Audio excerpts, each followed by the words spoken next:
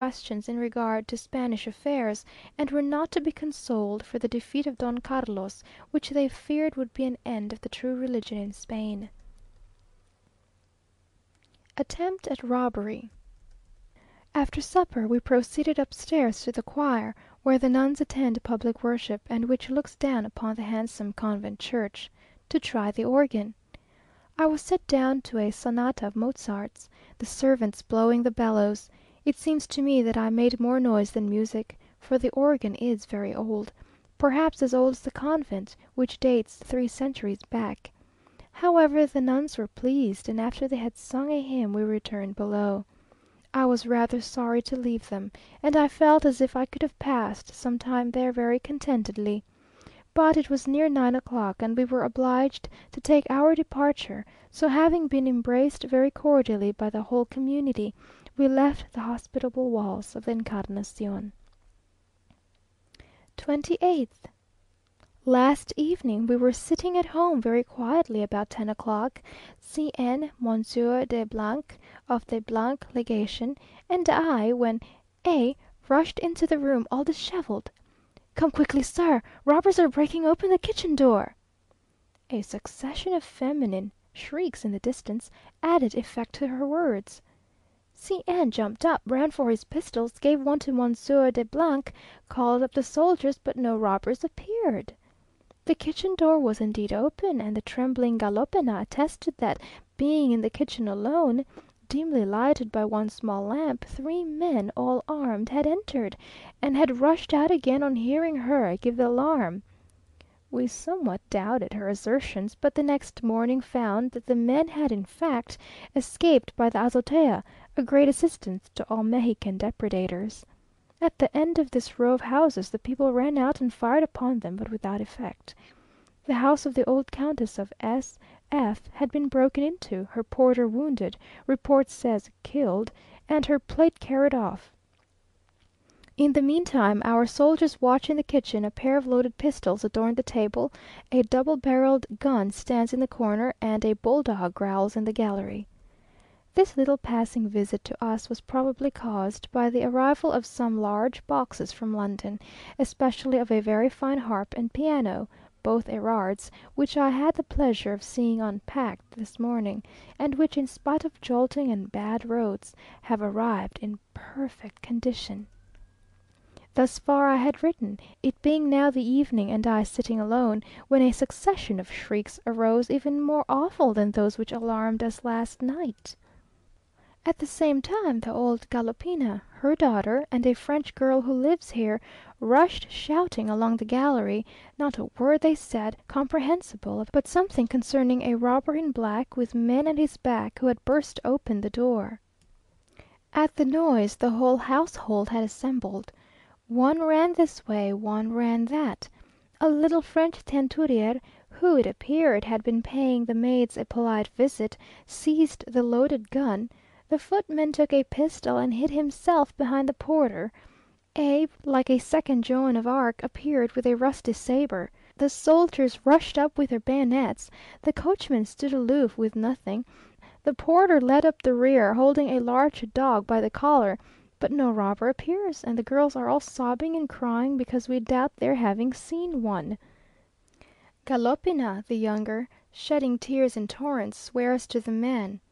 Galopina, the elder, enveloped in her rebozo, swears to any number of men, and the recamarera has cried herself into a fit between fear and indignation. Such is the agreeable state of things about 9 o'clock this evening, for one real attempt to enter the house invariably gives rise to 1,000 imaginary attacks and fanciful alarms. After many attempts at walking, I have very nearly abandoned it, but take a great deal of exercise both on horseback and in the carriage, which last, on account of the ill-paved condition of the streets, affords rather more exercise than the former. I drove out this morning in an open carriage with the Señorita E to her country house at San Agustin, the gambling emporium.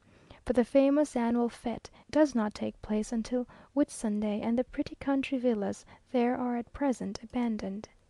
We walked in the garden till the sun became insupportable. The fragrance of the roses and jasmine was almost overpowering. There are trees of millefleur roses, heliotrope, and honeysuckle cover every pillar, and yellow jasmine trails over everything. Found on my return an anonymous letter begging me to beware of my cook, and signed Fernandez. Having shown it to some gentlemen who dined here, one thought it might be a plan of the robbers to get rid of the cook, whom they considered in their way; another, with more probability, that it was merely a plan of the attentive Señor Fernandez to get the cook's place for himself. We went lately to pay a visit to the celebrated Virgen de los Remedies, the Gachupina, the Spanish patroness and rival of Our Lady of Guadalupe. This Virgin was brought over by Cortes, and when he displaced the Indian idols in the great temple of Mexico, caused them to be broken in pieces, and the sanctuary to be purified, he solemnly placed there a crucifix, and this image of the Virgin; then kneeling before it, gave solemn thanks to Heaven which had permitted him thus to adore the Most High in a place so long profaned by the most cruel idolatries. It is said that this image was brought to Mexico by a soldier of Cortes's army called Villafuerte, and that the day succeeding the terrible Noche Triste, it was concealed by him in the place where it was afterwards discovered. At all events, the image disappeared, and nothing further was known of it until, on the top of a barren and treeless mountain, in the heart of a large maguey, she was found by a fortunate Indian. Her restoration was joyfully hailed by the Spaniards. A church was erected on the spot. A priest was appointed to take charge of the miraculous image. Her fame spread abroad. Gifts of immense value were brought to her shrine. A treasurer was appointed to take care of her jewels, a camarista to superintend her rich wardrobe. No rich dowager died in peace until she had bequeathed to Our Lady of los Remedios her largest diamond or her richest pearl. In seasons of drought she is brought in from her dwelling in the mountain and carried in procession through the streets. The viceroy himself on foot used to lead the holy train.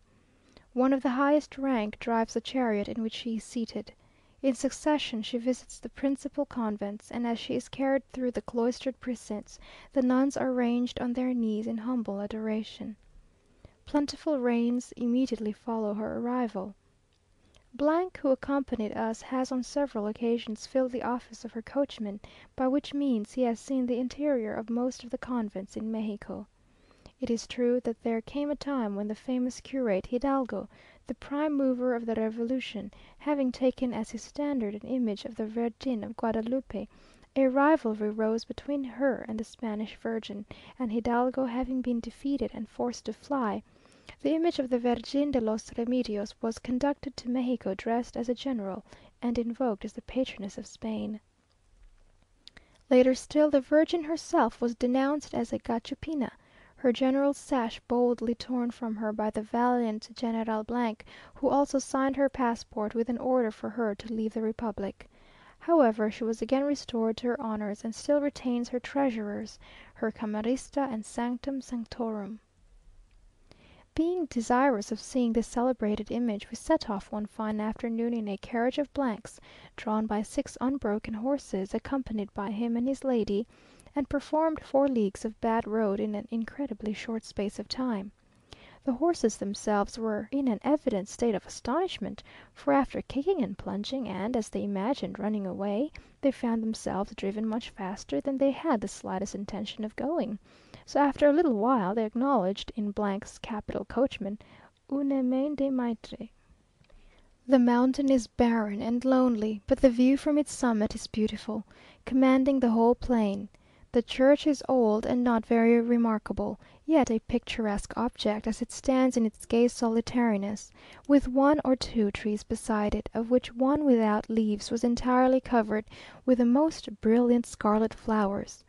Señor having been the Virgin's coachman, the Señora being the daughter of her camarista, and C n the Minister from the land of her predilection, we were not astonished at the distinguished reception which we met with from the Reverend Padre, the guardian of the mountain. The church within is handsome, and above the altar is a copy of the original Virgin. After we had remained there a little while, we were admitted into the sanctum, where the identical Virgin of